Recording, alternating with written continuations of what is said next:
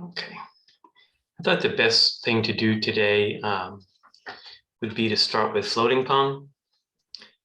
I know a number of you have been reticent to trade it because it wasn't, the rules weren't clear and it wasn't programmed, but now it is. And we're going to review it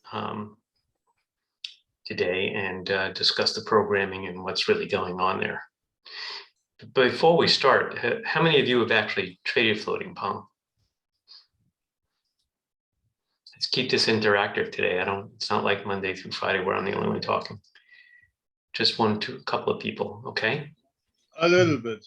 Yeah. Okay. And I understand why people have not traded it, probably because they didn't quite understand what was going on or what are the rules or how does this work. So floating Pong. I got three voices going on. I'm trying to get set up. No, yeah, I am. Juan, what's up, baby? Floating Pong is a swing system for credit spreads. And as opposed to an FCAT trade where you just put your trade on, use your money management and let theta do its thing, this model wants you to swing through the market as the market's swinging. You know, many times we get into those FCAT trades and we get a swing against us, and that's pretty much the end of the day. We get stopped out, and because we're not supposed to get out of those things until our stop is hit. So, I mean, that's the way it's back tested. That's the way zero DTE FCATs are supposed to work, and that's the way, for the most part, most people do trade zero DTE throughout the marketplace. But it occurred to me, you know, some months ago that there's just too many swings in the market, and we ought to be able to capture those things and not worry about getting stopped out so much and just swing with the market during the day. So I started working on floating Pong, and there's been a number of iterations of this product over the last 6 to 8 months. And about 3 months ago, I really kind of honed in on this model here that we're going to be talking about today. And I think it has been working extremely well. So I think you guys should consider it. Now, the advantages of, there's 3 types of markets. There's the trending market, there's the swinging oscillating market, and then there's these rangy day kind of things where we just kind of bounce around inside the IV range and get chopped up. So in a trending market, both the FCATs and floating Pong are going to do extremely well. They just do really nicely.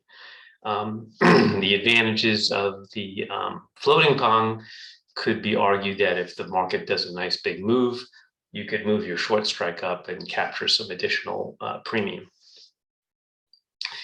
The other advantages to floating Pong is in a trending market, of course, is moving your point of short strike up as we move through the market, and we'll talk about that a little bit more as we move along. But capturing that additional premium in a strong day market when you really feel comfortable that everything's going higher based on the news or whatever's going on the chart allows you to trade and capture some additional premium.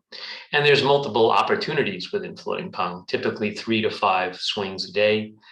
So as opposed to an FCAT where you might get 1 or 2 if you get bounced around, you can, enter multiple times. So for whatever reason, if you get out early or you miss a swing, there'll be another opportunity most likely during the day for you to come in and grab some more premium.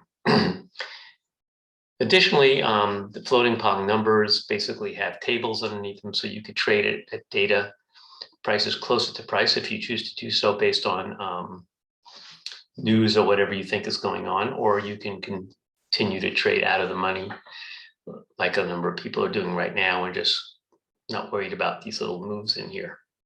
The way the model is currently constructed is that each one of these bars is 5 points. So if you go from here to there, it's 5 points. If you go from here to here, it's 5 points. If you go from here to here, and then of course, if you rotate down, it's going to be a 10-point drop. So when the bar changes color from bar 1 to bar 2, you're going to experience a 10-point drawdown. The good thing about FCATs is you can put them on, go about your day, put your money management in place, and go about your business. That's not the case with floating Pong. You'll need to pay attention to where you are with respect to supply and demand, take your profits at appropriate times, and wait for the next swing. So if you don't have time to look at charts or you can't swing trade during the day, floating Pong may be a problem for you. Or of course, you can put the first trade on and like an FCAT, put your stop in place and go about your business that way too. But I think you'll benefit a lot more from actually getting in and out a few times during the day and getting the swings and looking for the next opportunity. A number of you have talked about some good traders in the room that have known how to get in and out, and everybody says, well, I wish I could trade like Mace or whomever. And this will make it a more mechanical way for you to do that.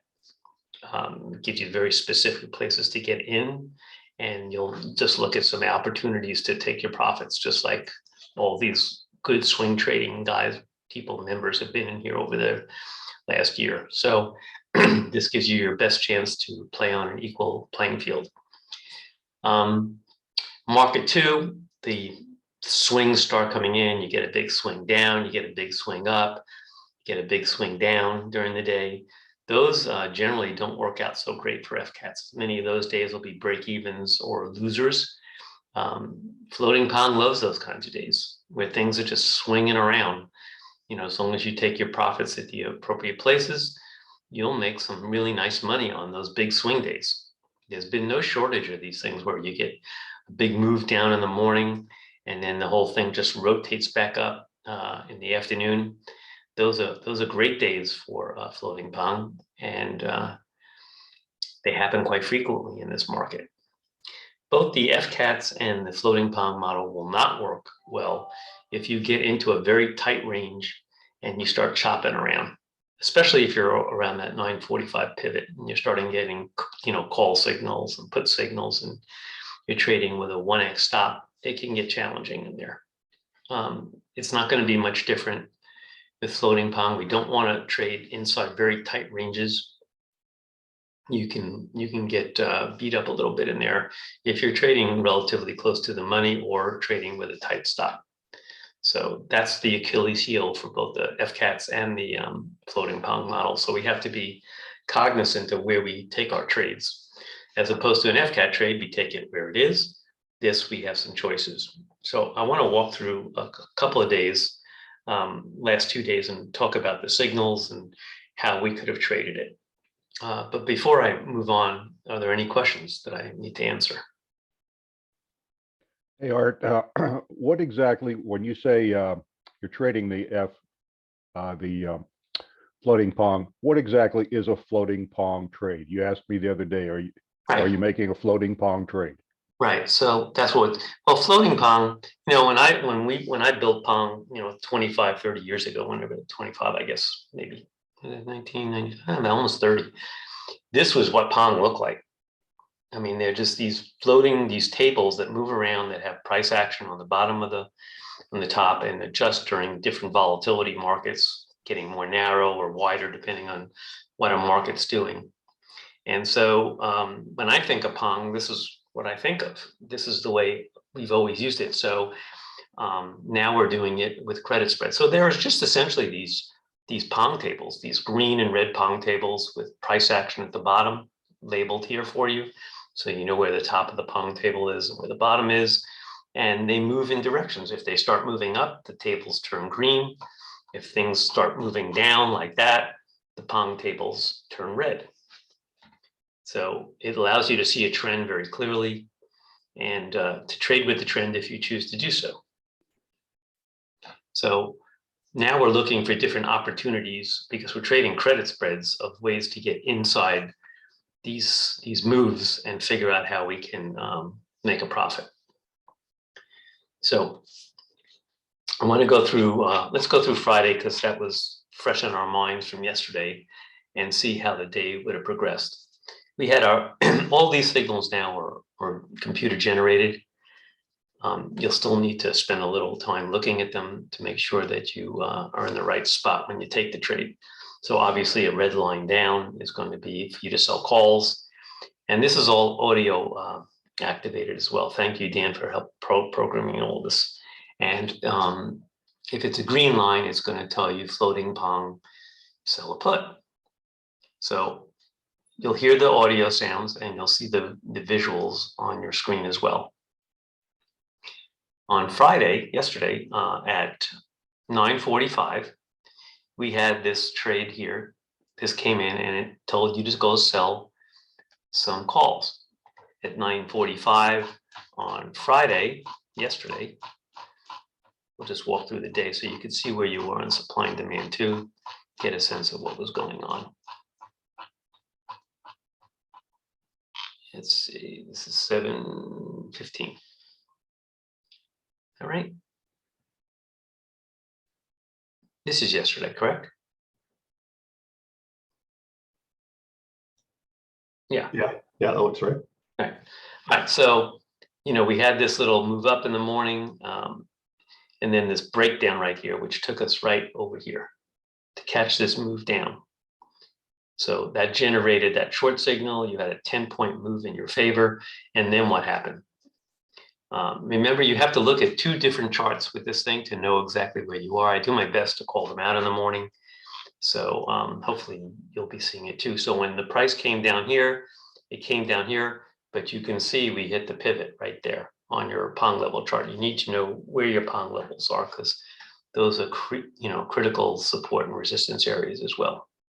So if you've got that early morning swing, I mark these areas where you can consider taking profits with those little light green ellipses. So price action came down. We hit the main pivot for the day at 38.18, and it kind of stalled out there. So that was an opportunity to take your profits.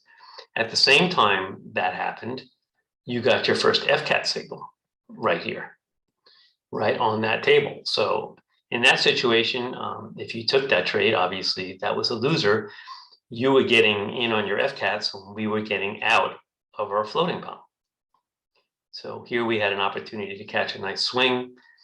This on this FCAT, if you're trading early in the morning, was a loser because it turned right back off that pivot and just ran straight back up. Okay. After that, we had a nice long signal. The 38.30 represents the 9:45 pivot from yesterday. So you can see it was on your chart. So right around here at 10 o'clock, and this is where you were, 10:03. So 3 minutes. So you got in on this bar on floating Pong and this bar on your FCATs. Both of those turned out to be good trades. And of course, you're doing your turn right up in here, up into that nice big swing, that big candle that just shot right up. Now, when you came up to that candle over here, you stayed in the trade. You didn't get bounced around. You got bounced around a little bit, but it didn't really create that much of a problem. And of course, you could have gotten out when it hits this over here. At this 30, this is the main pivot from the daily chart. So that was an opportunity to take your profits a little bit earlier over there.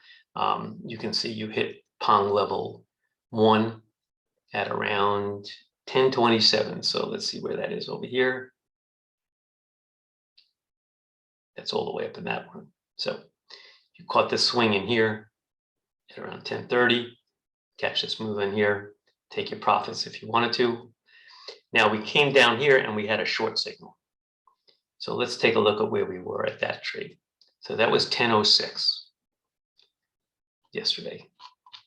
At 10:06 yesterday, you were right near the cyan trigger in that wall. If you decided to take that trade right near your support or resistance area as opposed to waiting to get through there, that trade did not work out. So let's spend some time talking about the trade that didn't work out and how we're going to get out of that if you did take that trade. So you had this short here, you're right near your structures, but decided to go into this thing. And then of course, the price action rotates back out. Well, at the very least, you must exit the trade when the slot turns green or the magenta turns up. So if you got in here, you need to get out there. If you're trading out of the money, that probably was a 1x stop. That was a nice 15, 20 point move against you. So that probably would have stopped you out if you took that trade on that 945 pivot area. And that would have been a loser. But you can't stay in this thing when this thing rotates.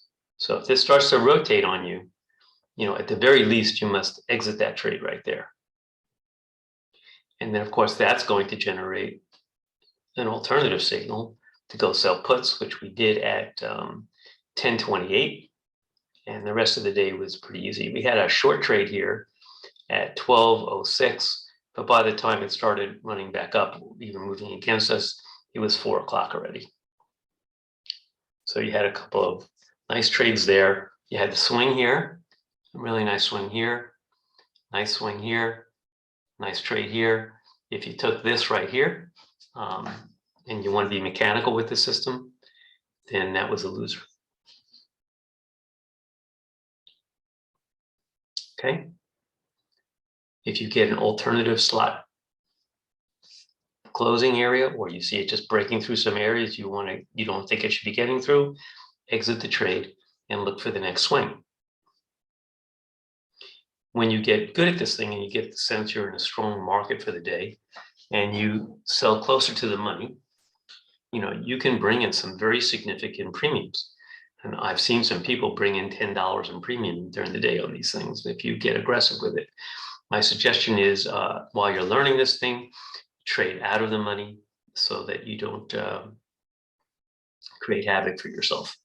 And as you get more comfortable with trading floating Pong and the signals and how to trade it, then you can look to trade at higher deltas.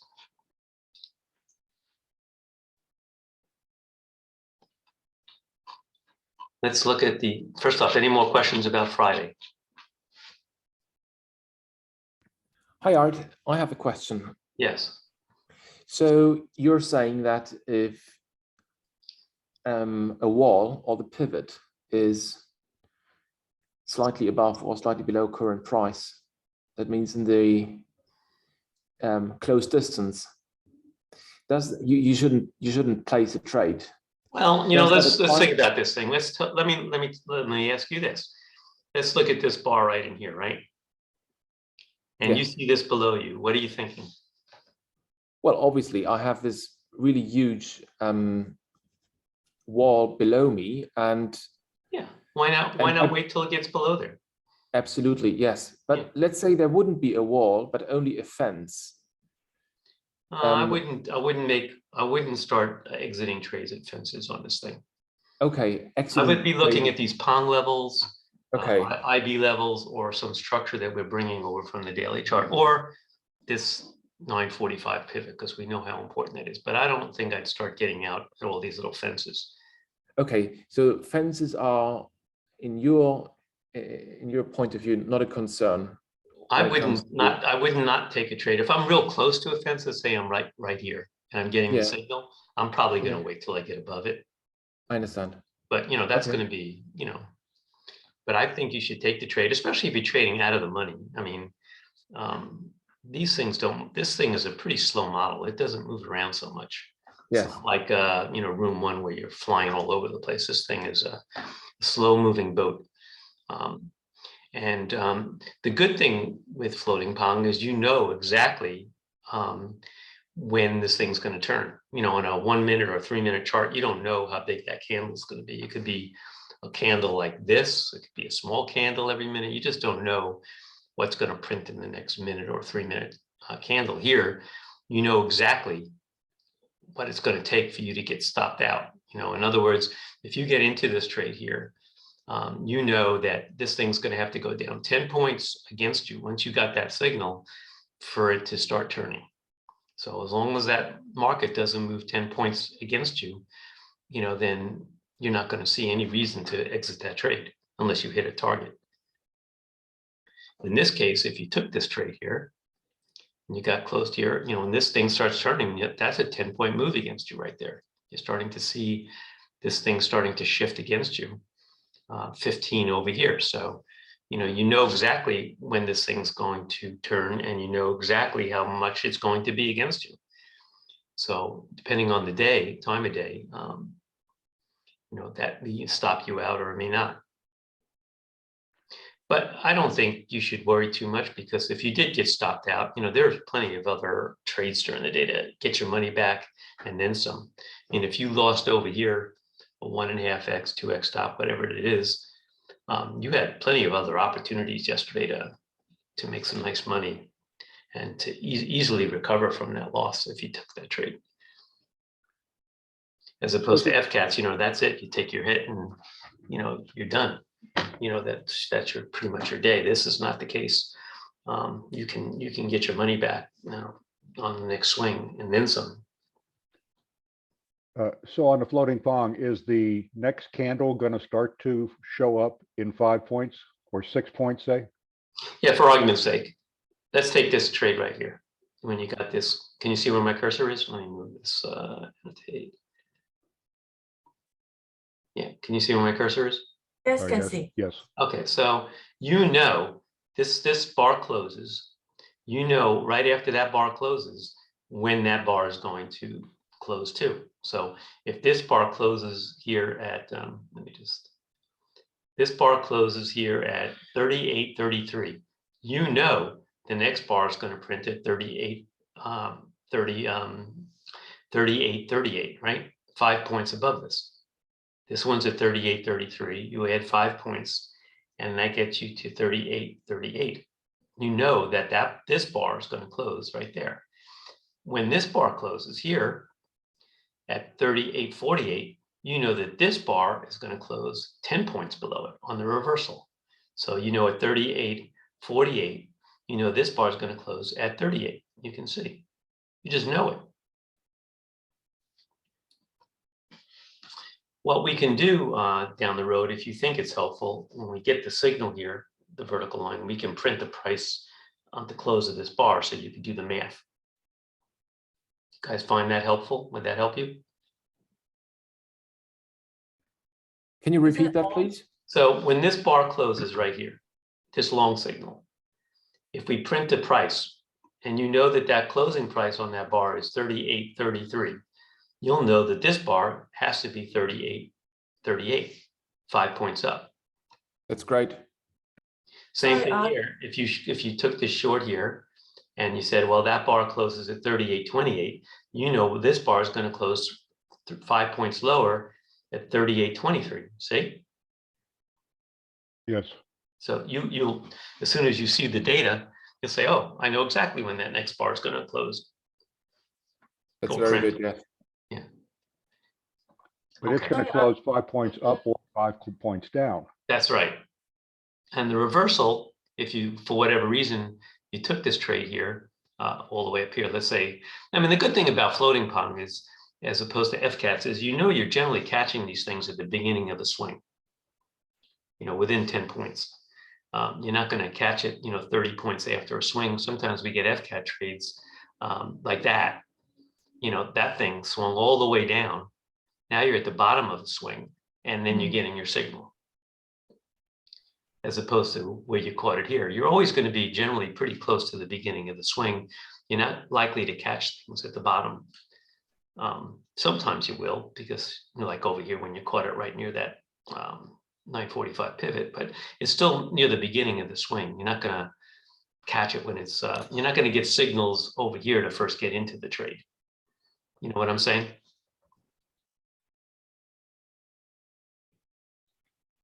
Say that again.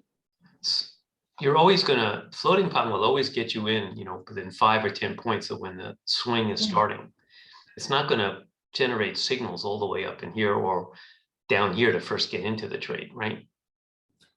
Sorry, you said, so what's all this? This is figure, this is the opening, if there's no closing, because you talk about. No, these numbers here, I haven't printed the closing price.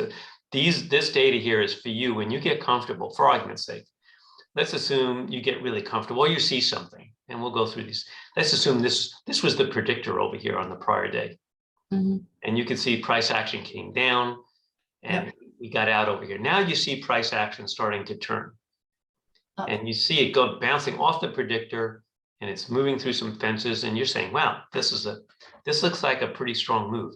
So you have a choice, depending on what your thoughts are about that swing, whether you want to trade closer to the money or away from the money.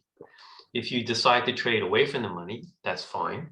Just go find a delta or a amount of premium you're comfortable trading out of the money. But if you feel really aggressive with this trade, like you might have if you saw it hit that predictor and bouncing off that thing, you could sell right here at 37.45. So these. So that's the predictor's level, and so also these are the level. Is it the levels, different levels? Yes, there are different levels, and depending on what your thoughts are about what's going on supply and demand or the market in general, and you see it doing something, bouncing off of a major support area and starting to move up, you can trade closer to the money. And these are suggested places where you might want to consider trading the spread over there. The deltas, now on some of those things, you could bring in $10 or $11 in premium on some of those things. So, the good news is you can get a lot of premium, but things are going to move around a little bit more on you. So it may make you uncomfortable. So you shouldn't do that. Or if you're trading two contracts, you can trade one out of the money and one closer to the money. So you could find a hybrid approach depending on what your thoughts are about what was going on.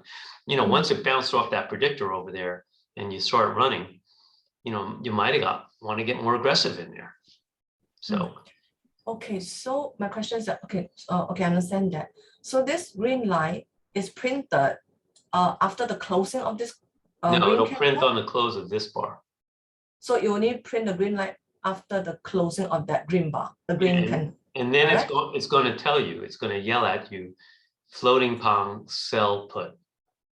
Okay.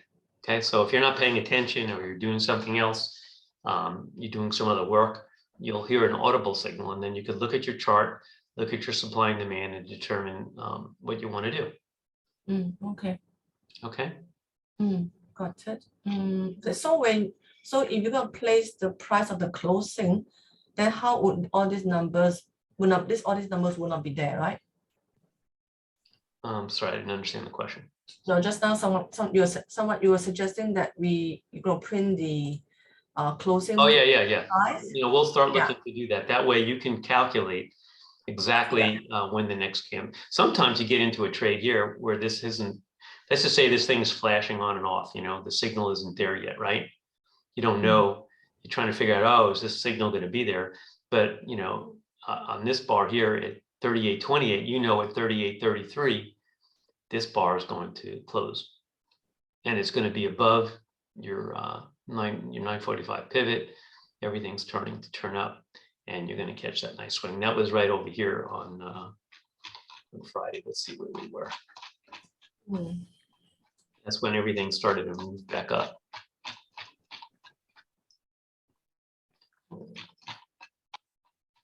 Sorry, this is Friday.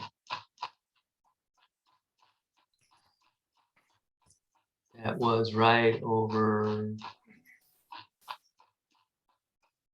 10 o'clock. That was right in here.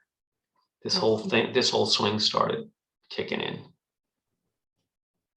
And so you saw that coming in. The predictor was right underneath it. Or that means that you're bouncing off of this thing. This is below it. You're crossing through that thing, and you just got that nice signal right there, right at the right near this little bar, right in here somewhere. Art, can you? I'm on the wrong. It was down in here. Sorry. Okay.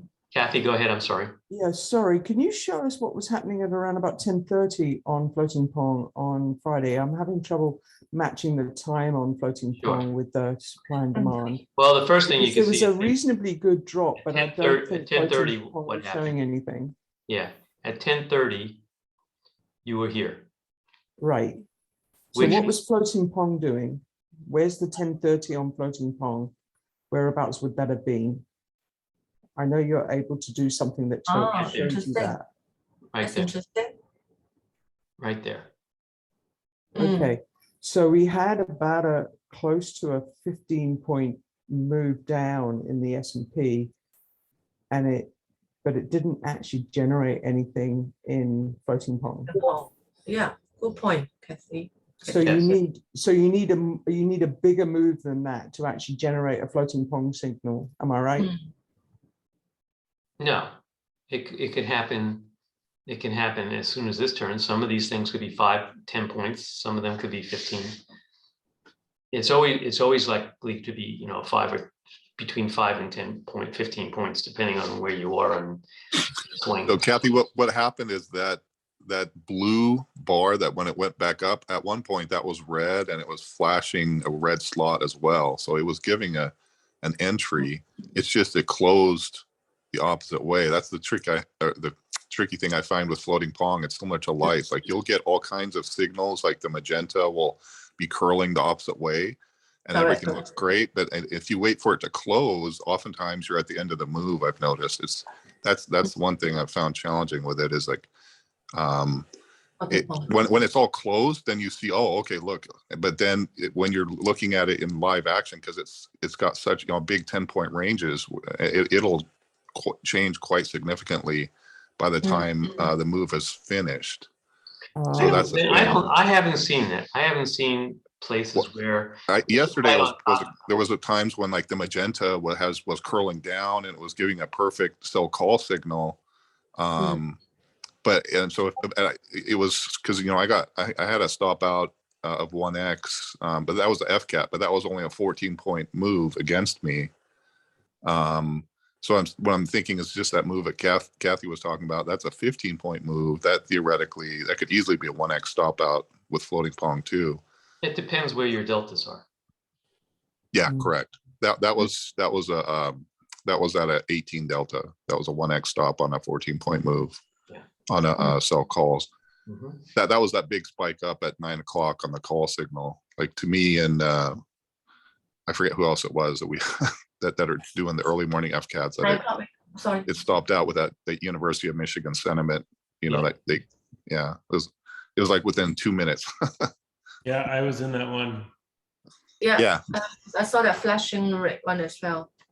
Yeah. So it's similar to lights in that way. It'll flash and then, but you know, lights go so much faster that, you know, but here, because it's got such big ranges, it'll look a certain way. The magenta will be curling down, then all of a sudden 5-10 minutes later, it looks totally opposite.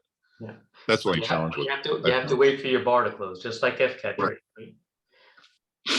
Sometimes FCATs will start flashing something and then they'll disappear. So this won't be any different. You still have to wait for the bar to close. Right. And but to that point that Kathy made, where on that 15-point down move, I know for a fact, because I remember watching it, I was saying, oh, there's the sell call. But then by the time that bar closed, it was now all of a sudden a blue up floating Pong. Well, we hit, you know, on this, you're talking about this right here? Yes. Yeah, but look where you were. You got to take your profits at those Pong levels. You can't mess around with those things. Sorry, I can't see your pointer. Where are you? On the right-hand chart. Which right-hand chart? Oh, there. The far right. Yeah, it hit. Oh, no. We're not talking about that one. We're talking about it a little bit later. No, but this is what Tom was talking about. Oh. No, the one that Kathy said for at 10:30. I was talking about the one at down 10:30, which actually takes you, it's the next move down. It's after the huge move up after the sentiment. Yes. And then it retraced 15 The one where points it's down, dropping. that one. Right. Yeah. Dropping from Well, level that one took- just to. That took you right over here, right back down to that pivot area, which is what we were talking about earlier. No, the next one over. No, this is the 1020. This is the 1025 bar. The 10:30 this one is high here. Yeah, down but to it's after that. 10:45. Keep going, keep Yeah, going, there keep to going. the right. Keep going, Yeah, keep yeah. going, keep going to the right, Yeah, keep going to the yeah. right, up. Yeah, Yeah, that that drop. area there, Yeah, that area there. right. So it took you down to 38.40 Yes. was the whole move down from 39.54. Okay, and you can see there at that time on supply and demand, it would have been in the middle of nowhere because that fence would not have been there. Well, this didn't generate a signal over there. It Yeah, did. but I 'cause think that's what we're it- saying the is that window it was looked turned like it down did. and It the looked red like it spot was. It on. looked like it It was. just, and after it's finished printing, like 30 minutes later, it looks totally different. But that, the chart was definitely flashing a sell call. Right. I think that's Um, what Thomas is saying is it looked at the time in real Yeah, time. It totally. looked like it was starting to generate a signal, but Yeah, but you can't but do that when it's starting to. You have to wait for the bar to close. right. But my point is that it takes a more than a 15-point move to generate a valid signal then, because you needed more than that. You needed it to keep going to actually close the bar. You can Yeah. have That's my point. It's You the can- thing is when those moves do 40, 50 points, then in hindsight, it looks like, oh, great, there's is where you would have got in. But in reality, because of the big variance of a 10-point, that it requires to move it, that you'll get a lot of these where it'll look good, and then all of a sudden, nope, it doesn't end up being Well, good. you can't take those. You have to look at how the model's performing at the close of the bar, not intra-bar. You can Yeah. have a $14.99 price move without generating a new bar. Say you had a up bar that closed and a green bar, and then the price moves up $4.99, and it didn't create a new bar. Then it drops $10 to create a new bar. That would have been a $14.99 move. Yeah, but you wouldn't generate. generate a signal on No, you wouldn't generate a signal. But when you're comparing like the supply and demand price chart to the floating Pong chart, you could have a $14.99 move before you generate a new signal. Yeah, but you wouldn't get in. You would still get in. Yeah, but the max. Yeah, but you wouldn't get in at $14.99 because you would have got at the bottom of that bar. Yeah, no, I'm just commenting on Kathy was saying, oh, there was a 15-point move. Yeah, you can have a $14.99 move in price without generating a new bar. But not against you. Not against you, right? It would go up $4.99 and then drop 10 to get you the $14.99. Right, but no, yeah, you wouldn't. You would be getting in at the bottom of that. Yeah, like this case right here when you got it. If you were in this trade here, this bar closes at 38, and then you get this signal. So it went 10 points against you down to 28, not 15 or 20. It's a 10-point move down after that turn, created that signal here, and then you could go short. I think what I'm trying to do is I'm trying to set my expectations for when you may get a signal. And it seems like with floating Pong, unlike lights or whatever, that with floating Pong, the moves need to be measurably larger in order to generate a good signal. Well, that's a good thing. Yeah, no, I'm not. It's not a criticism, Art. It's just an observation. No, and that's the way we Setting an design. expectation for myself. Yeah, and quite frankly, you can, if you look at supply and demand, look at this thing's flying around all over the place. You don't want to listen to all that noise. So the alternative is to make these bars smaller, and then you're going to have a lot of different swings in here. I tried to reduce the noise level on these things because it's a credit spread. I'm not trading futures on this thing. I just want to see when a reasonable turn is happening and trade this thing, expecting price to not go back against me too much. And that's, I think, what this thing is doing, based on what I've been trading it. As long as you take your profits at the appropriate spots, this being case in point, if you were oblivious to what was going on and this thing comes down here in the morning and you didn't hear what I had to say and you stayed in this thing, then you gave back all of these profits in here that you had on a nice swing, and then you come along here. So, although I would say it does depend on where you were, because I took an early call spread yesterday morning, but I was up at the 38.90 area. I got about $1 credit. I can't remember what my delta was, but it was pretty small, and and it came all the way down. I didn't get out down at the bottom. Probably maybe should have done, but I didn't. When the market jumped way back up because of that sentiment reading at 10 o'clock, I didn't get stopped out. My trade expired worthless at the end of the day. So it does depend on how you're trading it and where you are. well, if you feel like you're improving in terms of taking your profits more efficiently, then maybe you don't need to trade so far out of the money. Right. But I'm just making that observation again, that it does depend on how you trade these things and when you get out. So the fact that you need that larger range to generate a really good signal, then that kind of ties in with your comment about floating Pong performing best on wildly oscillating days and on trending days, and not so Yes. much on the range days. Yeah. Correct. But if you get into trades like on Friday, where is this day here? This is Thursday on these FCATs. Where's that thing? Maybe that wasn't the best day. That was a winning day too. It must have been this day over here. If you get into this kind of stuff, where am I?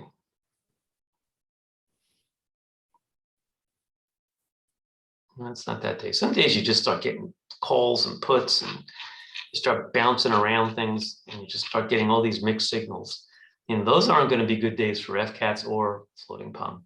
I think we had one of those maybe like Tuesday or something, may have been one of those days. I'll tell you one easy way to avoid doing that on floating Pong.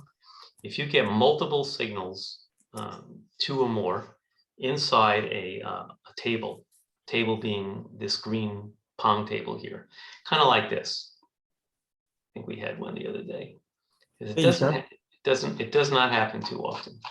You get this kind of stuff where you start generating signals. See, this Pong table is all one table here. That has not moved. The green table, that's the Pong table, not these little blue things in here. You start generating multiple signals in there, you're in a choppy, nasty little thing. So you don't want to be trading multiple times inside the same Pong table. You want to be moving this way or that way. If you're flatlining in here like this, and you start seeing all those signals, that's going to be a problem. And unless you're good at taking profits very quickly, you probably don't want to do that. You got to wait for things to start moving outside of that range again, and then catch the swing, kind of like this. Things start swinging down, and then you catch that nice move up or outside. Challenge is you only know it in hindsight, though, Art. It's like, when you see the price action that it was doing that, but when it's in live, well, I would not have taken this trade. Okay. Yeah, that one there. I don't think you should take that trade, but then it breaks out and then you can catch the next swing. So I think in order to avoid this, if you see you're getting multiple swings in here, I would not even mess with this trade. I wouldn't mess with any of these things until I saw this starting to come around and start swinging outside that Pong table. Things are starting to move. But that signal that you like, you're still right in that range there. Yeah, I wouldn't. No, the Pong table flipped. Oh, the Pong, but yeah, I mean, as far as price action, you're still right in the middle of but this Pong range. table starting to move around. I could see him starting to swing again. I'm just talking about staying outside. When you get into this little space in here with that Pong table, that range model's not moving. I don't want to take a bunch of trades in there. You're going to get beat up. So remember, at the end of the day, Pong is a range model system. So if the range isn't moving, those Pong tables are going to stay flat. And if you start getting multiple signals inside there, and you see on supply and demand, you're in a real tight little spot, I don't think you want to keep taking trades in there. Just wait till it well, the moves tricky thing outside. is on the entry, usually you're not having a flip yet, or you're hoping that there will be a flip, but you're just having to get in because the signal is. Wait if you see it. Yeah, wait if you see a breakout on supply and demand and trade it that way. The last thing you want to do with FCAT trades is start taking, Dan's system, you can only take a call or a put in one direction. But what if it wasn't like that? What if every time you had a call signal or a put signal, bouncing around that cyan trigger, you get destroyed. So it's the same thing here. If you get inside of a range and you start generating, signals back and forth inside that little space in there, you don't really want to trade in there too much. Yeah, that would be a mistake. Hey Art, how come some of the vertical red lines have arrows and some don't? And I just put that in there just as a visual, just so. You put in the arrows afterwards? I did, but the color, I mean, the up is green, down is red line. So we could keep it that way. If you feel like you need the arrows to confirm it, that's fine. But is there a reason why you left some of them blank, like without arrows? Oh, I shouldn't have this one. I wanted to make sure I talked about this one because it was right on the trigger. So I left Okay. it. So, let's go through one more day and then we'll move into the, unless anybody has any questions, let's go through 7/14, which was Thursday. So we had a move down in the morning. And then of course we had this, the predictor was right here. I marked it as a magenta. We had a swing up in here. We did not get a green slot and we were right on the predictor. So I did not take that long. And then of course you had that nice big move down into that support area. Then things started to turn. Things shot back up. Sorry, this arrow should have been over there. Generated a long signal over here. But aren't those shorts against the magenta? Or shouldn't they, or is that? Well, as long as the slot, remember, whichever comes first, the slot, but you're already in that swing from the morning. Yes, whichever is generating the signal first, the slot or the magenta. Ideally, you want everything moving in the same direction. So it was a quick little scalp there. If you didn't take it, that's fine. I can see why, if you want everything lined up, that did not do that. This swing is pointing up, this is going down. So it's only going to look for which is generating the signal first, the slot or the magenta. You didn't know this wasn't going to turn, it just didn't. So, after a little while, you could see that thing still pointing up. You could just get out of there. And it hit a major support area again. So I'm not sure you even wanted to mess around, and it was pretty close. Market turns around at around 10:52 and starts generating these long signals. We came up in here, that 37.62 was that main area on the daily chart. So I put that little ellipse over here to take profits a little bit earlier. It went up a little bit higher and then rotated back down, came back down to the predictor. And so I took profits there, and then it rotated back up, and I just left it alone the rest of the day. And it was just a beautiful trade. The rest of the afternoon just went up, and it was a very simple day as far as trading is concerned. On Thursday, which was 7/14. I mean, this is what your FCATs look like. Let's see. Am I in the right date here? Yeah, 7/14. Price action came down. This is a perfect example. We didn't, for some reason, it didn't generate a call signal here. Sometimes it does. And then you get overextended and people sold these early morning calls and they stay in them, and then that eco trend reverses and the whole thing shoots up. But for whatever reason, Thursday did not generate any FCAT signals. Not sure why. Let's see, 9:45. So Art, looking at that move down, so we had the big move up from 37.20 area all the way up. The high of the move looks like it was at around about 37.60. Yeah, well, it went all the way up in here to 70. No. The move that we were talking about that you, yeah. Oh yeah, around well here. this. So what's the high of that? What's the high of that? Where did that move? You said take profits at about. Well, I did, because I saw that daily. That's a big pivot over there. So I had okay. I was Okay. I was at P90 on that trade. So Okay. I'm fine to take my profits on that. Okay, so the high of that move was at around about 37.62. Yes. Then it came back down and retraced. Yes. And it retraced back to about 37.44, something like back to the predictor, right? That was your cyan trigger right there. Or the cyan, sorry, the cyan trigger. And the predictor was there. Okay, but again, you would not have got it in until the close of the bar. You had a 10-point move in your favor. Down Yeah, to you only had 10 points. Is that enough for a credit well, spread? I think you can make money on a credit spread on a 10-point move if you're trading not too far out of the money. Yeah. Okay. Well, remember, you don't have to take trades if you don't want to. Yeah, no, I'm just wondering, because one of my questions earlier was like when we are fairly near a structure, how close is too close for floating Pong? That Like, depends on what deltas you're trading, okay. right? If you're trading far out of the money and you're looking at this right here and you say, I got 10 points to hit that, based on the deltas that I'm trading, this may not be worth it to me. Right? So you can do the math pretty quickly and say, well, if I get a 10-point move, what is that really going to generate for me? If I'm Right. trading Whereas if you're at a doing- certain delta, you might say, that's going to be worth my time. Yeah, I guess if you're trading at the money or even slightly in the money, then it's going to be worth it. Yeah. Oh, it'd be worth a lot, but you don't have to go down to a delta 5. You know, if you're trading delta 20s or 25s, you can make some money on those. You may only make 40, 50 cents, but this is cumulative. It Right. depends if you can Then you catch hit the the predictor. tick, the bottom perfectly, because you may, miss it by 5 points, and then I don't know. Yeah, it might only be a 30 or 40 cent profit if you don't perfectly time the bottom there, because that's Well, the you know. advantage of this one, Thomas, is that you could actually you could say, well, I'm going to exit when it hits the predictor. That's my profit target. That's my profit target. Then it's more like almost like a but you don't always have that factor visual. because you're using supply and demand and predictors and so many different things.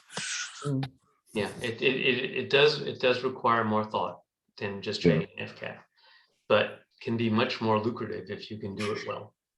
And more importantly, you won't get frustrated, when things start swinging around and you're getting stopped out. It's just not going to happen with this thing, which was my major concern. I would get into trades and this thing starts swinging around and I getting stopped out, and I'm thinking, I'm looking at this model and it told me to get out of there and switch over to puts. So for me, I prefer this.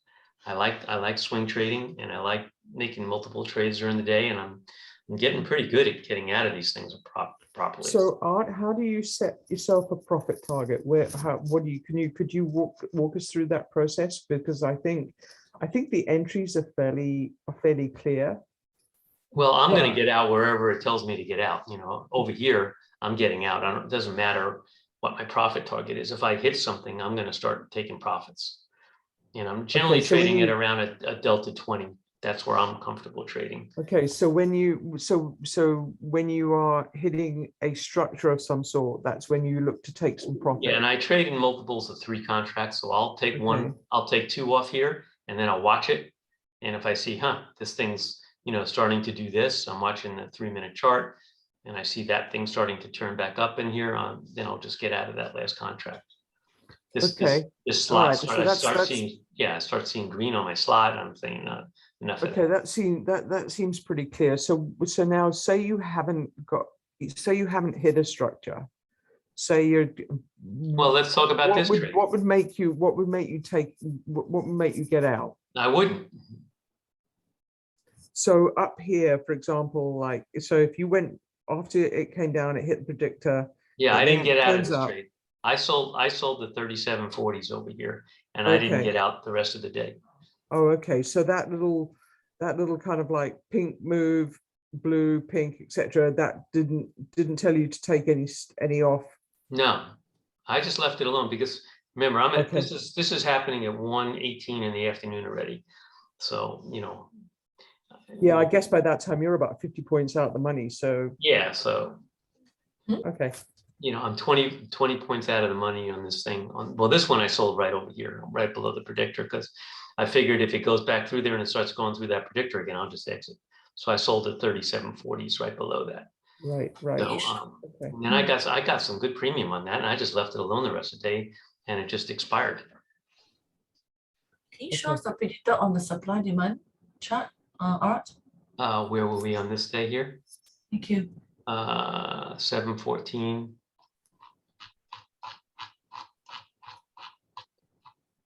Let's see what day I'm at. 7:14 on the wrong day.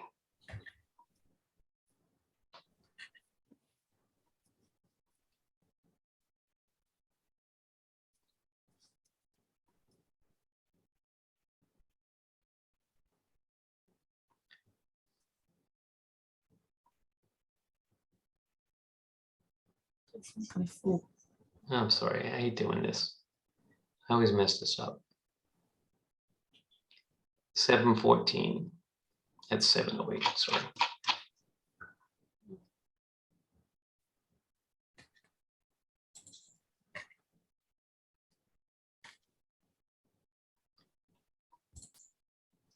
750.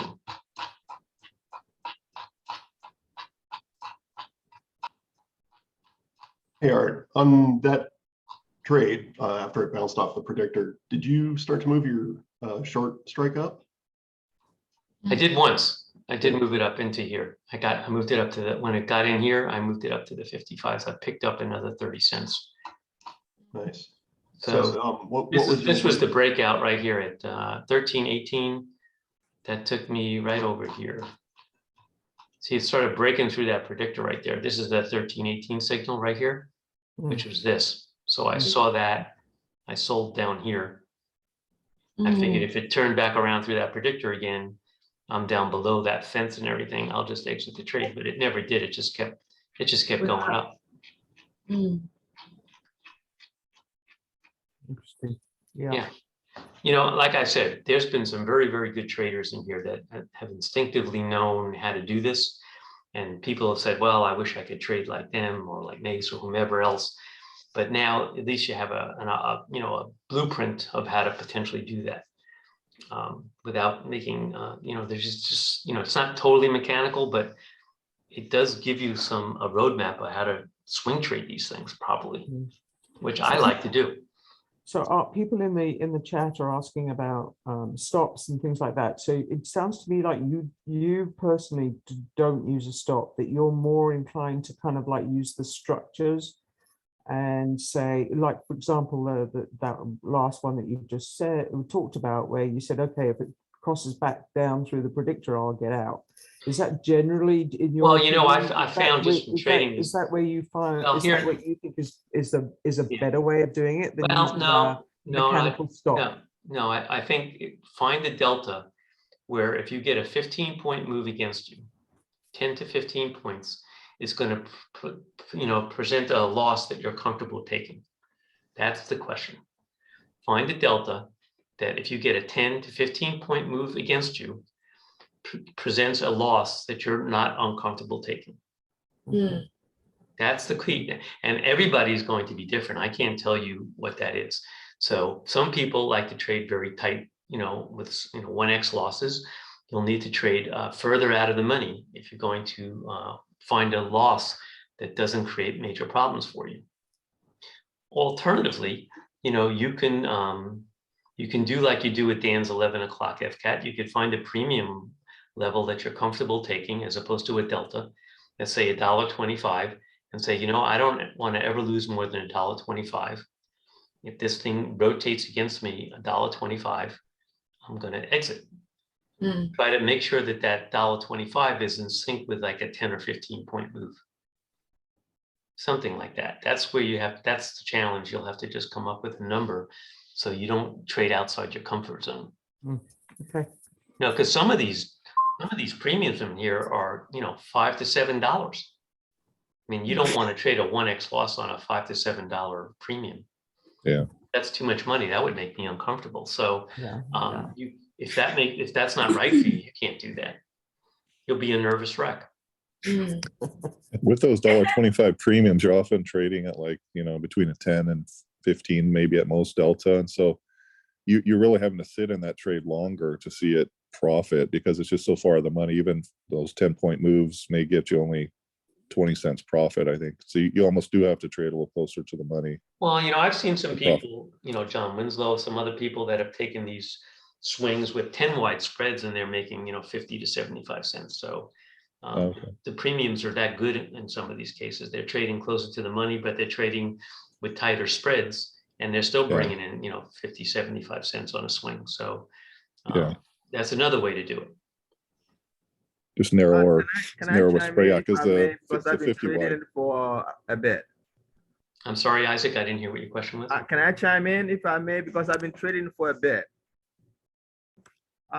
What I've been doing is that I usually go about 20 to 25 points away from the at the market, and I do a 25-point wide. 5 SPS credits usually gives me about 100, what you like a 100 delta. What premium do you usually get on that? Around $3, around $3-4. When the Okay. VIX goes to around 29, 30, usually goes up to around $5, $6. So that's where I start. And for me, I will put my stop if I'm collecting, if it's 100 delta and I'm doing 5-point wide, I'll put my stop maybe like 5 to 10 points below. And it's been very well. It's been going very well. So for a $3 premium, your stop would be what, like 450? Yes. And what would be the profit, typical profit you see? It go the case from $3 to $2 or $1 or? Usually when I go in $3, it move like 10, 15 points, and you can actually take it off for like $1.50, $1.75, sometimes even $1.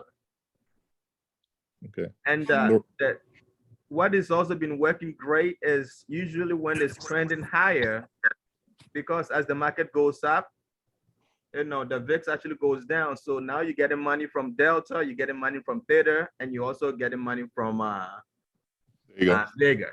Yeah. Yeah, it's good on the put side when you're selling the puts. Yeah. You get all three working in your favor.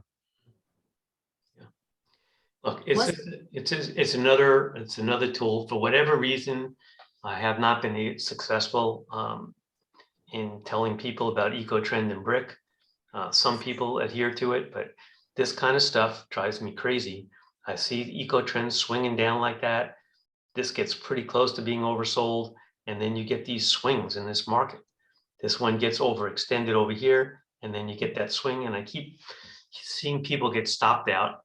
And I was watching this for months, and I'm thinking, there's got to be a way to avoid these problems. And so I started working on floating Pong, and for all intents and purposes, that's what this does. It stops people from staying in these trades when these swings are happening, and you get whacked because of that EcoTrend swing. So I know people want to trade mechanically, so I'm not going to tell you not to do that, but I am suggesting that there's an alternative.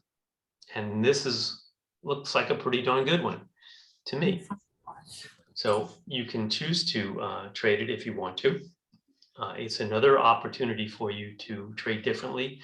If you're frustrated by all the swings in the market, you can do this.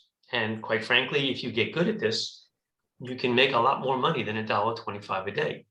I wonder if the EcoTrend values are in any of the databases, and if you set that as like, if you're at a EcoTrend of 40 plus or minus 40 or whatever value you want to set, and you get an FCAT in the in that same direction, that you would not take that signal if that would somehow filter out. You know what? I looked at that, and it doesn't correlate, unfortunately.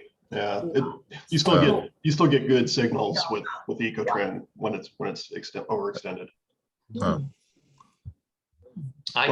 But Art's swing theory on it makes perfect sense too. So it's a hard one. Yeah. I've traded with EcoTrends and bricks for 25 years. I see that picture. I've just seen too many times where I've gotten hurt. I just don't mess with it. I'm sorry. I just can't do it. Yeah, that one in particular, I didn't take because it was right on the trigger too. Yeah.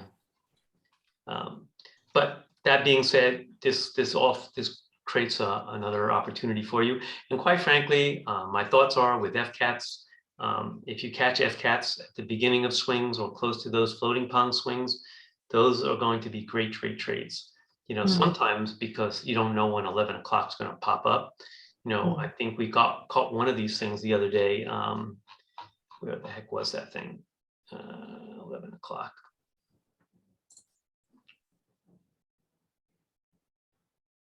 Yeah, so we were over here when we got our FCAT signal, right over there.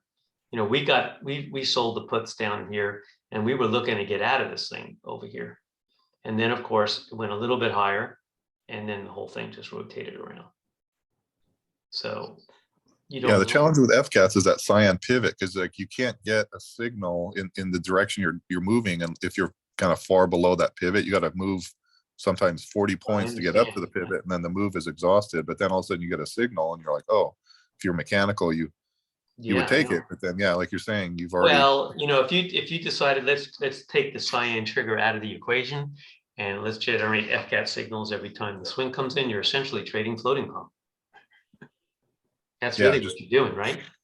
yeah, just a quicker swinging version of floating Pong, right? I've sometimes done that, quite honestly. If I think it's discretionary, but if I think a swing is, like it's overextended, and I'll kind of look if everything's green, brick, slot, the candle's green, and it's breaking above like maybe a fence or something, I'll say, okay, I'm going to take that the opposite direction. Yeah, but if you do that, if you just say, well, when an eco trend swing comes in, or I take FCATs without cyan triggers, you're going to have a lot of trades during the day. Yeah, no, not every time. I'm just saying as a at an extreme, often where I feel like it's overdone in one direction, and yeah. Right. Because that's almost like the way people used to trade distance trading, like the best trades would often be when you got really overextended, and then you could throw down the put even way further from an overextended level already. Right. But those early morning entries is often where you got hit bad on those. Yeah. It doesn't happen often, but on those days where it just goes and goes to like a 3% down day, and it started off gapping 1% down, but it closes 3%, negative 3%, and Right. you often are getting hit because you don't Right. get enough premium early in the day to compensate for Right. such a big move. Well, this is just another tool in your toolbox. I prefer to trade this way personally. It fits my personality well. I don't FCATs, especially when that eco trend gets overextended, I start getting anxious. So here I could just look at this and just manage the trade a little bit differently. So you have another way to do that. If you choose to do so. It's fully programmed now, so it's live in the room. You can choose to trade it. I suspect a number of you were hesitant to trade it because you didn't understand how it worked, or it wasn't programmed and you didn't know exactly when to get in, but that's not the case anymore. The only thing you have to do is look at your supply and demand chart and make sure you're entering and exiting at appropriate levels. Other than that, it's fairly mechanical. Just another way for you guys to trade if you choose to do so. I think a lot of people have been asking for stuff like this. I prefer to trade this way. So we'll get some more feedback as more and more people start messing with this. And quite frankly, you could do both this and FCATs. One does not preclude the other. You could choose anything you want. You could do both, do the 11 o'clock trade and this if you choose to do so. Trade one contract on floating Pong, one contract on FCATs, and see how it goes. Yeah, So, that's, Art, it that's, seems that's like with basically what I've floating been doing. Pong. Sorry. I just want to ask. It seems like with floating Pong, it's important to get in right at the entry. Like you shouldn't be waiting. Like with FCAT, we've always been saying over the last year or so, you can wait. It's not a big deal to get in right away. But with floating Pong, it seems like you really do have to get in. Yeah, unless you're right on an area, right? Like if you're getting in and you're touching a wall already, you're going to want to wait to get above that structure or below it, depending on which way you're going. I mean, you don't want to just enter if you're right on a structure. If you see you're hitting something, wait to get past that and then enter the trade. So now it becomes an area of support for you rather than resistance. So that can happen periodically as well. When you get a trade, you're sitting right on top of something, whether you're Pong level or a predictor or something. It's best just to wait, let it get past that level, and then enter the trade. Okay, but for like generally the way you trade floating Pong, do you try and get in right away, right at the signal? If I'm not hitting something, yes. Okay. Sounds good. Yeah. And I like it because you don't get stopped out very often. You get some nice swings, you get great premium. If the market starts to turn, this thing starts, turning too. You just see it happen. It's very visual. And it does well on those oscillating days. When we get beat up on those swings on FCATs, this thing does extremely well. So, and we have been getting a lot of wild swingy days, and this thing has performed very nicely. I'm pleased with it. So take a look at it. Okay, let's move into the futures because I don't want to keep you guys here all day long. Can you guys see my chart? Yep. Okay, so this week we went live on the futures. So we have NQ data and ES. I'm going to just focus in on ES this morning. And then we can, at a certain time, we can spend a little more time on the NQs. And remember, as we get better at this thing, if you guys like this and you feel like you've got your mechanics down, we could start adding the Russell and a couple of currency futures if you want to do that, like the euro dollar for people that are overseas, or the Japanese yen. It's going to trade exactly the same way. We just have to change the bar sides. I already looked at the euro. It moves really nicely. So, and currencies are good because they actually tend to trend nicely. So we'll look at that down the road once you guys feel like you've got a handle on this thing. So with respect to this trade, it's a 3-step process. Let's go through it. The most important thing is that you define that you're in a swing. And that would be an area where you're moving. This is the ES, by the way, on this chart. This is no longer SPX. You want to get into a swing where you see the eco trend and the brick all lined up this way as well. Make sure you're not flatlining like that. Those generally don't work so great. Catch these nice swings. As soon as you define that the eco trend and the brick are moving, and you're moving towards a target, in this case, the wall, and here you're moving down, here you're moving up. So as soon as you confirm that you're in a nice swing like that, what you're trying to do is figure out a way to get into the swing. So first step is your eyeball has to be looking at supply and demand on the ES chart. If you're not in a swing, you don't need to be looking. If you're sitting inside these little structures in here, you don't need to be messing around with it. Go do something else. Okay, once you start moving outside those ranges, that's when your eye starts thinking, okay, how do I get into these trades? So, there's a couple of ways to do it. You can take swings off of period map, either just take the swing. You can use multi-charts if you want to filter the amount of swings that you're taking, because there are quite a few trades during the day, and or use lights. So let's go through each one of those things. The purpose of multi-charts, by the way, is to eliminate or try to filter out those trades and try to cherry pick through the market. The downside to multi-charts is you're only going to get 5 or 10 good swings a day. Most of them are not going to set up. So unless you're hyper-focused or focused on the chart, you're not going to, get a ton of trades. We have to get this this show me alerts working a little bit better. It's calling out every bar, so we don't want to keep doing that. So I'll try to fix that with Dan. And so that'll, if you're busy doing something, you can just kind of pick your head up and kind of look around. But so step one is, are we in a swing on the futures? Are we in a nice eco trend swing, up or down? And once we define that we are, can we get into a trade? So let's talk about the first trade, which is the multi-chart. So we have a fast ES and a medium ES. On the fast ES, it's going to be looking, let me see if I can make this a little smaller so it's a little easier to read. Yeah, that's a little simpler. What we want to do is, when we get a swing on the supply and demand chart, we want the model on the fast to be up as well. The model meaning this pumpkin line in here, this cycle in here. Can everybody see where I'm pointing? Yeah. Okay. So once the ES starts to move, the eco trend and the brick on the 1 minute chart start to turn up, we're looking for a pullback right there. The magenta goes down, even though this pumpkin line is still up.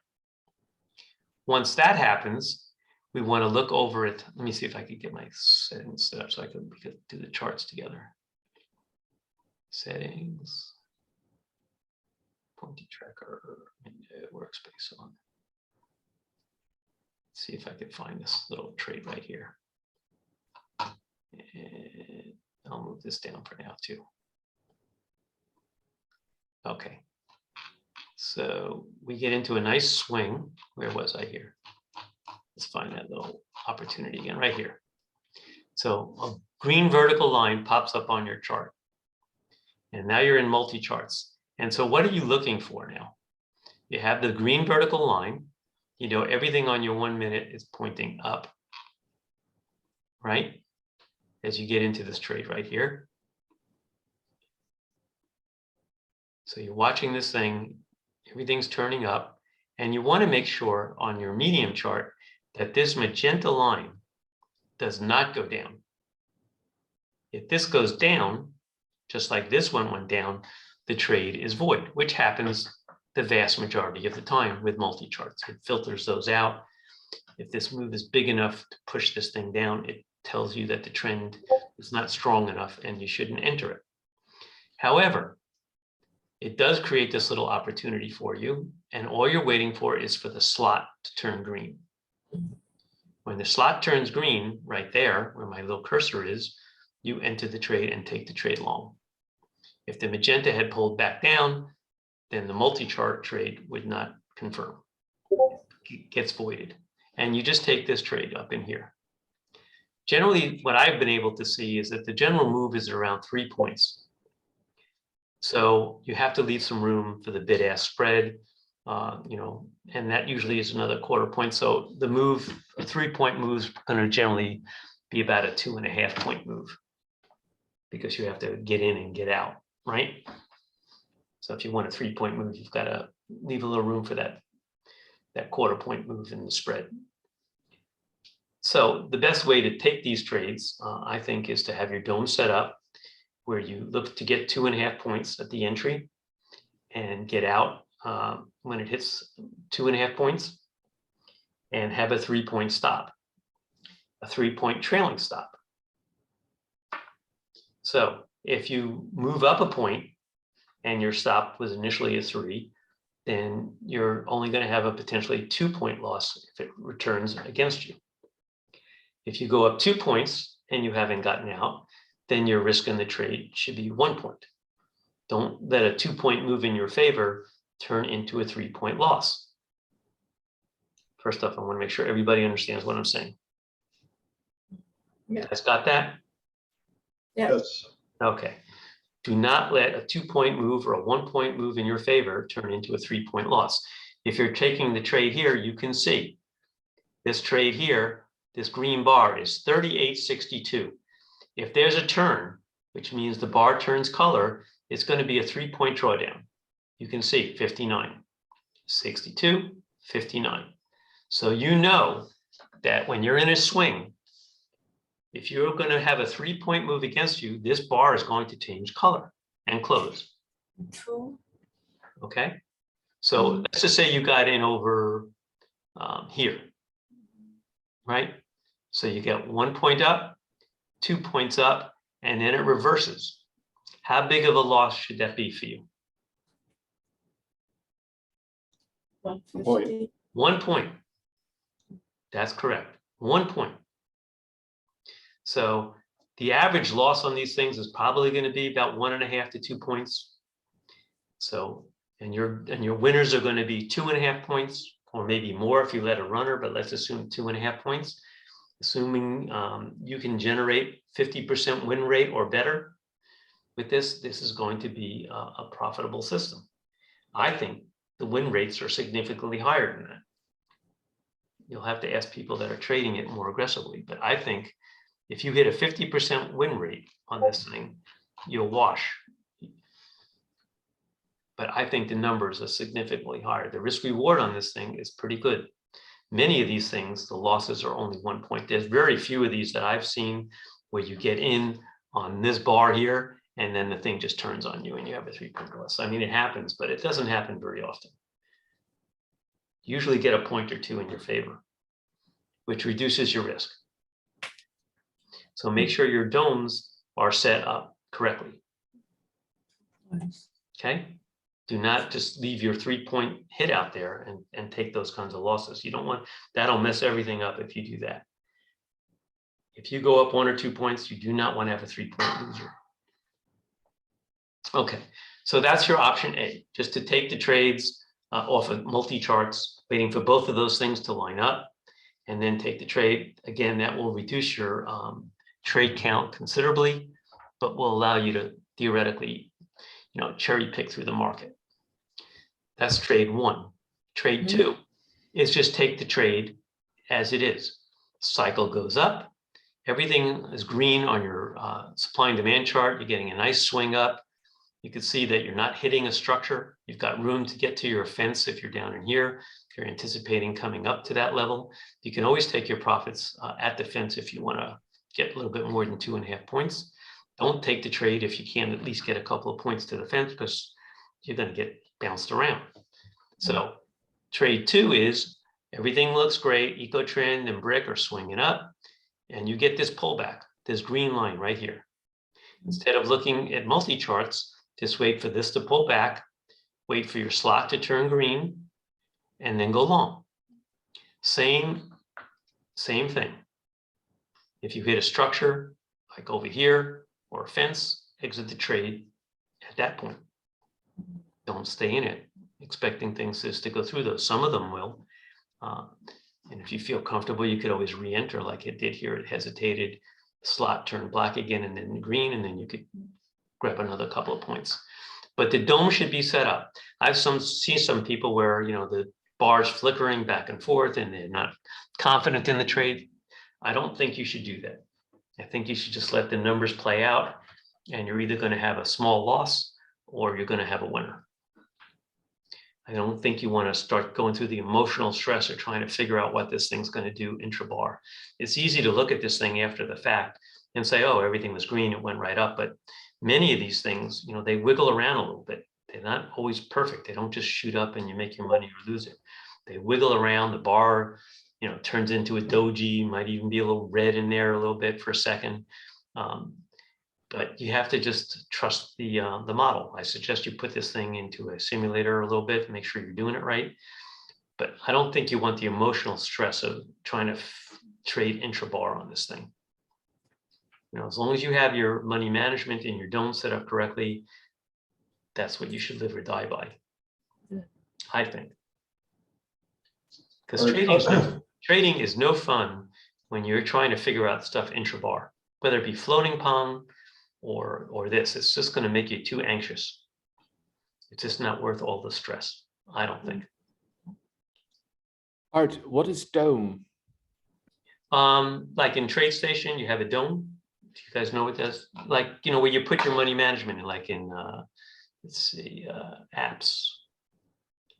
Like TradeStation has this thing called a matrix, like this. Let's see if I can open that up. Can you see that? Yes. Okay, that's the dome in TradeStation. So you build a money management strategy that you want to do it. You build it into these order systems in here, and as soon as you press the button, like buy, that money management system comes into the dome, and that's it. You're either going to make your 2.5 points, or it's going to come down and as trails up or stop you out, and that's it. Super. Don't start. You know, yesterday I saw some people trading this stuff intra-bar. They got a little nervous. They saw a little black wick in there. You don't want to go through all that stress. It's just not worth it. And you're going to be wrong as many times as you are right. So I suggest make life easy for yourself. Be comfortable with the money management strategies. If a 3-point loss on an ES contract, which is $150, is too much for you, then start trading on the micros. Don't try to go for more than 2.5 points on the first bunch of contracts. It's not going to work. A lot of these things peter out after that three-point move. I've looked at enough of this to see that. There's a lot of them that just don't do that. Don't go past that. They just kind of, that's it. You know, going for 3.5, 4, that's a challenge. Unless you see something on the chart, like a fence that's above you or a structure that you think it's going to go to, you know, those are fine. So the dome needs to be set up correctly. Make sure the trailing stop is in there. So as this thing starts to move up, you'll see your stop start to come up as well. If it rotates back around, you'll get stopped out. If you want to leave a little extra room, you know, because of the market, you know, leave yourself another 0.5 point or something. Don't get too aggressive with that. But, you know, we're not trading ES anymore. This is live ES data. So we shouldn't be, you know, seeing much difference between what you're, assuming you just don't get in on time. You know, things should work out fairly well. Okay, so is there any advantage of trading fast ES chart or medium ES chart? I prefer, it depends on the market too, right? So, there's always more noise on the fast one. Some people prefer it. This one is going to be a different money management system because each one of these is 0.75. So you'll have to take 75 cents times 3 because there's 3 bars, whatever that is. That's what's 2 1/4. Is that right? Did I do that right? Yeah. 25. Yeah, each one of these is 0.75. So you're going to get 3 bars times 0.75. So it's like 2 1/4. So in that case, your target's going to be like 225, and your stop should be whatever this is. So in this case, you can see you get in this bar, it's green, and then it rotates back against you. So you're at 362. This is going to be 359.75. So 2 1/4 down. So your stop needs to be 2 1/4 versus 3. Okay. So 3 bars up. Anticipate the reversal. If you don't get your target on the fast, your stop on the fast will be that bar is going to turn at 2.25 points, and then that bar is going to be the wrong color. So, Art, on that signal, you didn't get a green slot confirmation anyway, right? Well, let's just say you got in right here, right? Okay. Okay, so you got in at on the fast one, you're at 58.25. It goes all the way up to 62. Yep. So you made 3.75, and if you stayed in it, you're going to have a 2.25 drawdown.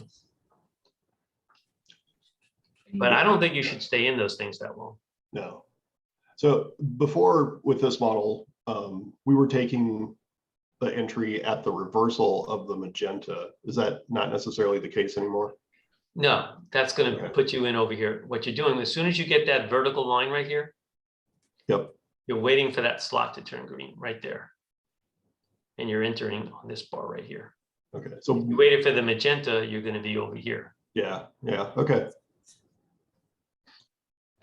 There are very few of these things. I mean, it does happen. I'm not going to lie to you, where you get trades that just reverse on you right away.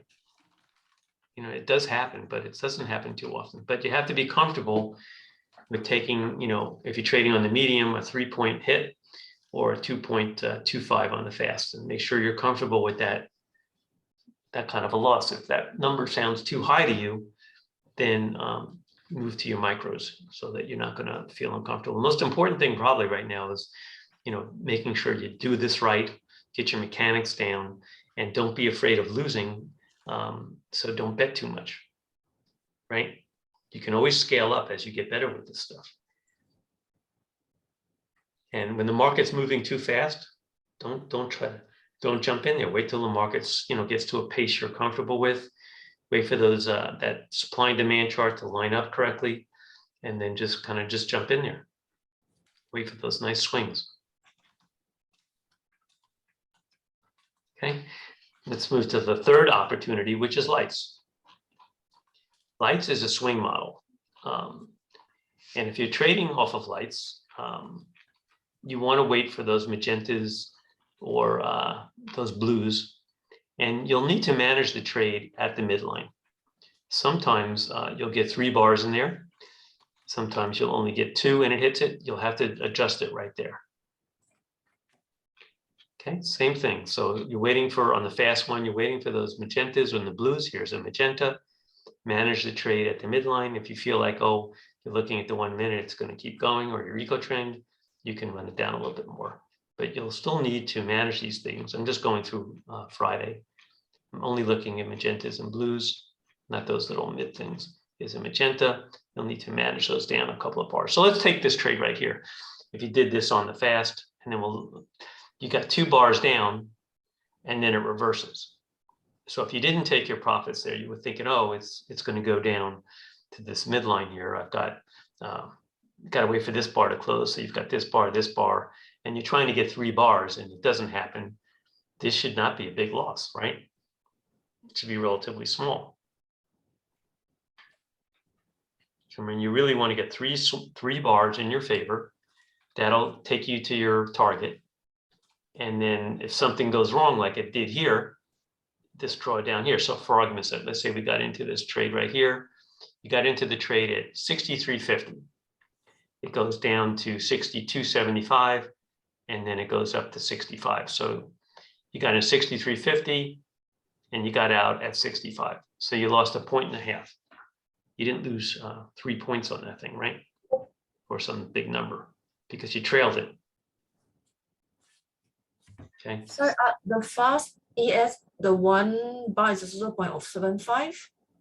This is each one of these is 0.75 points. Same, right? Okay. Right. And what's the difference between? Yeah, this one is one. This is 8 point. 8 points. 1 point. 1 point. One. So you're gonna, if you're trying to get a 3-point move, you're gonna need 3 bars in your favor, right?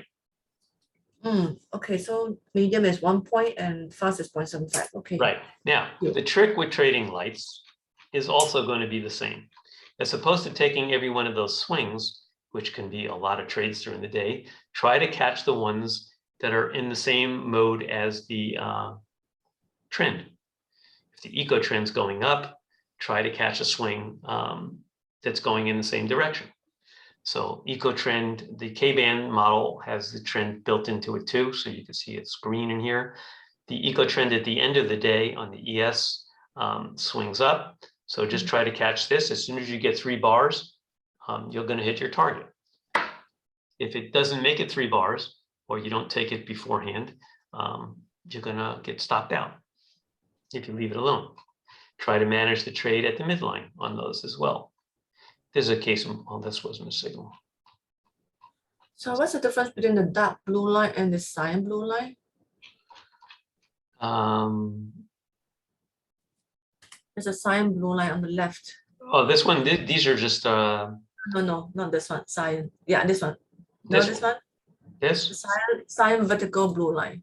Yeah, those are old C smooth models. I don't suggest you trade that. I think you should. I know that. Okay. Yeah.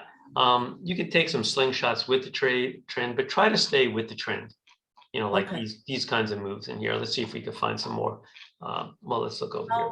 How about a dark blue line on the medium chart? Well, I'm just looking at some like this one here. This was all green yesterday. Slot turns green. So you can catch that nice swing up in here with the eco trend.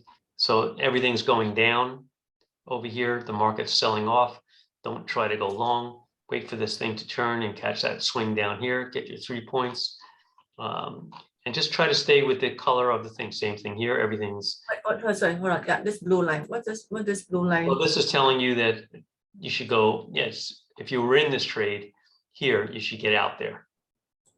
Oh, it's for getting out. So if you took this trade long, for whatever reason, these are exits. But if you want to stay with the trend, assuming you're not hitting anything, try to catch that little move in here, get your 3 candles and get out of there. Same thing here. The trend is up. Wait for this little, this is going to be very similar to what you're seeing on multi-charts. Everything is going up in here. It comes up in here. It restarts again. Catch this trend. Wait for your slot to turn green and catch that move. So try to stay in the direction of this K-band or the market that you see. Things are got like over here, everything's going down. As soon as this breaks down, catch that swing.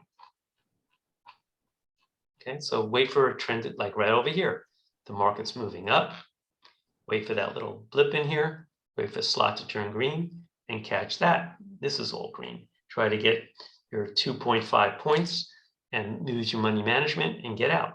If you want to run it a little bit longer, if you see a blue line pop up or this thing turns color, you'll need to exit the trade. Trailing stop will automatic, same thing here. When you got this trade, everything started to turn green here. This turns up, catch this swing here. Okay, so stay with the trend. Don't, unless you feel like you're just swinging around or you see things breaking down through fences and you think, okay, well, light is also breaking down. Those are different kind of trades. Okay, some people are getting pretty good at catching those breakout of fences. I know Alex has been doing a number of those things. So, and that way, just by waiting for the trend to line up correctly, by default, you'll reduce the amount of trades you're taking because there's not going to be a ton of those every day. You'll get, 5 to 10 nice swings, which is all you really want anyway. So you have a couple of ways to filter these things out with period map and or using lights, but using the trend model inside of it, these colored dots. Try to stay in that same swing. Anticipate price action continuing higher. If you see a breakout, on supply and demand, let's say like this right here, what time was that? That was at 15:37. So let's look at 15:37 on Friday. Where is that? I don't have my times in here. 15:37. Where's that? 15:37. That didn't turn out to be much, right? That would have been a good example of when you wanted to go short there. What would have happened here is you would have had your 2 bars down, right? And then in reverse, that would have been a small loss. Not a big deal. Keep your losses nice and small like that, and then catch a couple of those, number of those nice swings, which generally do work out. You'll do fine. The numbers should work out.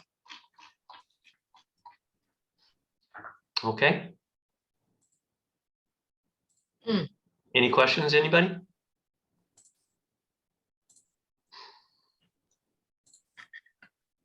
I have a question, Art. In your experience, what of those strategies is the easiest to trade? Is it lights? Is it or is it the hour model? I like trading period map and lights. I mean, I really can't say, depending on what the market's doing. I like trading lights.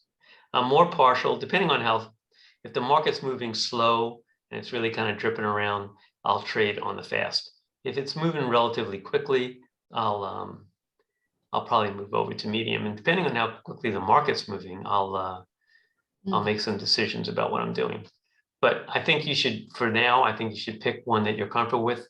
And moves at the speed you're comfortable trading. Some of these things may move too slowly or too fast for you. You have to find, one that's going to work well for you. Some people are very good at these quick little trades. Some people rather take, slower ones. So I don't, that's not going to be one size fits all.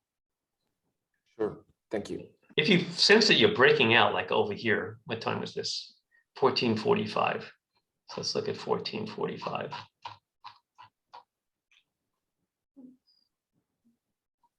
Am I in the right day? What day is this? 7:15. So 14:45. That was right over here. So let's look at 14:45. So here's an opportunity right there, right? This little swing in here is all kicking up, and you had this chance right here to catch this move up, right? So you got 3 points here, you take your profits. Then you had another one right here, slot kicks in, another 3 points, get out. See what I'm saying? And then these things don't usually go any further. They run out of gas. So in that little space in there, you could have picked up 6 points just in this one swing, right? Using your money management.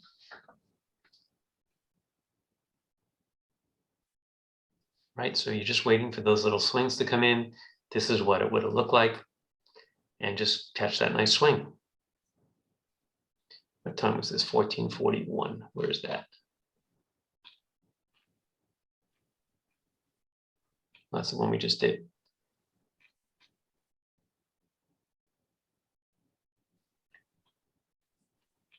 Yeah, so same thing here. Now you want to wait for the cycle to turn down. So you can't take the short there. You wait for this to turn down. You see this going on right here, right? Can you see where my cursor is? Yeah. Okay, so you see that happening. This is what your eye's seeing. You're seeing the eco trend and the brick turning down, and this is what this is doing. So as soon as that turns red here, catch that move down right to that target. So that would have been you got to wait for the candle to turn red. So you get in at 56.75 and you get out at 51.50. So 5-point move on that, right? I mean, this structure was here before, so you could trade right to the structure. So it's, again, wait for the eco trend in the brick to form a nice swing that you're not hitting any structures, and then just figure out which one you want to trade. Either multi-charts or just take these magenta swings, wait for the candle to turn red, and then just catch that slot down, breaks through that wall and catch this little move down here. It's a 5-point move. You go for 3, get out of there. Unless you feel like you want to run it down to that structure.